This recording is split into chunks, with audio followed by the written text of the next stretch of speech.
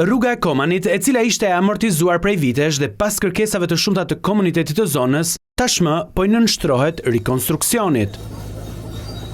Puna ka nisur me 10 kilometrat e para nga Komani në drejtim të Vaut të Dejës, në segmentin ku gjendja e rrugës ka qenë më e dëmtuar.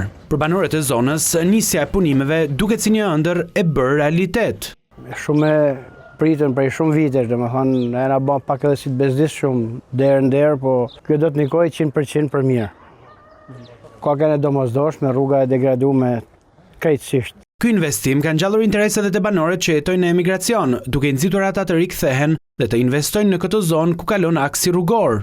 Për ne të rinj, sidomos këtu që jena prej Komanit, është shumë e rëndësishme sepse na bën që ne mu kthy halat e vendit jon, edhe me pse jo me investu edhe për këtë vend, se në fund ditës ne jena prej këtij vendi dhe nuk do të më e lanë. Frymëzimi me në Koman është rruga, që aty fillon zezan. Unë jam kthy për emigrimit, e mundu me hap i biznes, po pengesa më e madhe ka qenë rruga.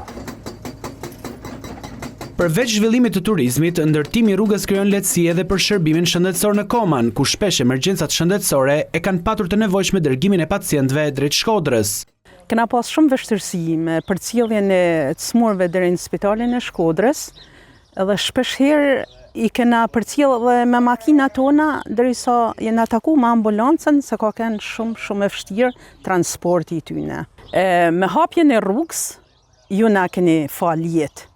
Rruga e Komanit është një nga akset më të vështira, por njëkohësisht edhe ndër më piktoreskët në veri të Shqipërisë. Ajo lidh qytetin e Shkodrës me liçenin e Komanit dhe vazhdon drejt Vjerzës, duke shërbyer si pjesë e një itinerari të rëndësishëm për ata që udhtojnë drejt Alpeve shqiptare. Kjo zonë është një nga destinacionet turistike kryesore të qarkut të Shkodrës, pasi të çon drejt lumit të Shalës, si një nga destinacionet më të kërkuara. Pas këtyre ndërhyrjeve në aksin rrugor, zona pritet të ketë një zhvillim të ndjeshëm të turizmit.